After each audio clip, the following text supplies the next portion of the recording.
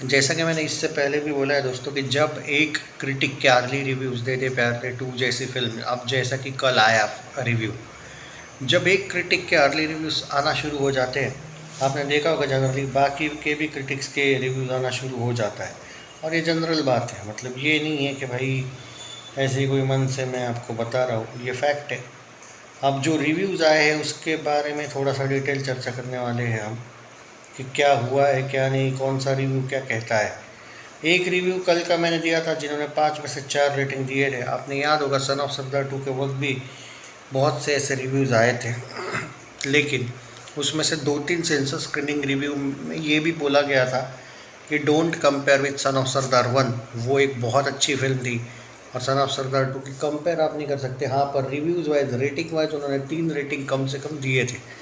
तो कभी कभी आप ये एक्सपेक्ट कर सकते हो कि रिव्यूज़ CBFC के बुरे नहीं होते हैं या फिर झूठ मूठ के नहीं होते हैं, कभी कभी रियल भी होते हैं, कभी कभी पेड़ होते हैं, मैं भी एग्री करता हूँ, लेकिन कुछ चीज़ें उनमें सही कही गई होती है।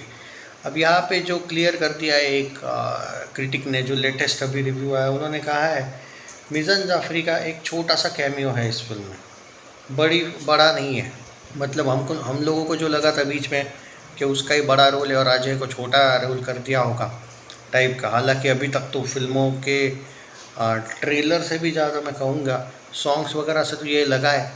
अब वो कैमियो कितना कैमियो है, एक्सटेंडेड कैमियो है या क्या है, वो अभी तक इन्होंने नहीं बताया, पर फिर भी इन्होंने कहा है कि ये एक कैमियो है जो सपोर्टिंग रोल है, जो कि बहुत अच्छा उन्होंने निभाया है।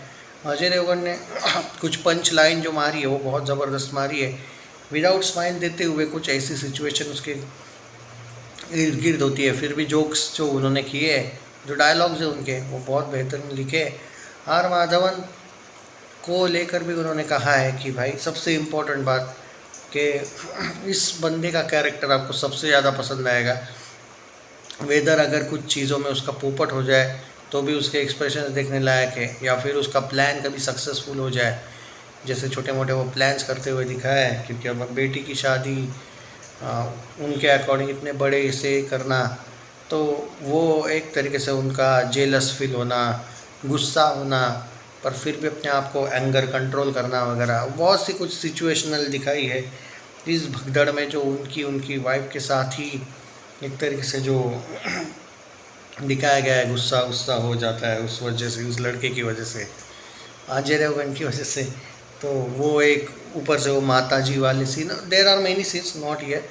रकुल प्रीत सिंह के कैरेक्टर को लेके और अजय देवगन का तो मैंने बता दिया, लेकिन रकुल प्रीत सिंह के कैरेक्टर को लेके कहा गया है कि पहले पार्ट में आपको उसने एक तरीके से वो बहुत बिंदास दिखाई गई थी, लेकिन सेकंड पार्ट में इस बार आपको कुछ ज़्यादा ही बिंदास वो देखने को मिलेगी। इनफैक्ट कुछ सीन्स तो ऐसे भी इस फिल्म में उनके दिखाए गए कि जैसे अजय देवगन जब तब्बू के साथ पार्ट 1 में देखने को मिला था, रकुल की कैसे एक तरीके से गुस्सा होती थी, जलन होती थी, वैसे कुछ सीन ये जानबूझ के ऐसे भी करती है जिससे अजय देवगन को जलन हो। क्योंकि आपने देखा है वो जो आयशा ही नाम है ना उसका, जो कैरेक्टर है वो पहले से ही खुराफाती है थोड़ा सा। तो भाई एक जनरल देखा जाए तो एक अच्छी खासी एंटरटेनमेंट है ये फिल्म, और जो 2-3 रिव्यूज़ मैंने अभी तक देखे हैं उसका मैंने आपको एक छोटा सा अनुमान बताया है कि क्या है क्या नहीं। 4, 4.5 और 4 ये 3 रिव्यूज़ थे। रेटिंग्स 5 में से इन लोगों ने दिए थे, जो मैंने आपको तीनों का भी रिव्यू एक करके ही ट्विटर का बताया। मतलब छोटे मोटे उन्होंने और ज़्यादा भी कुछ कहा होगा, पर फिर रिव्यू लंबा हो जाएगा।